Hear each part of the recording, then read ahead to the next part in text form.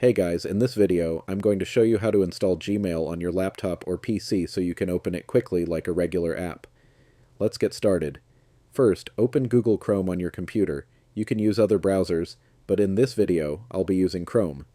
In the search bar, type Gmail, then open the official website, mail.google.com. You can also access Gmail through Google Apps if you're already signed in.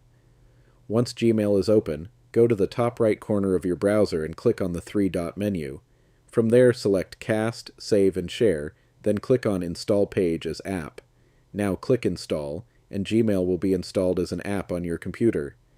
The app should open automatically. If it doesn't, you can always search for Gmail on your computer and launch it from there.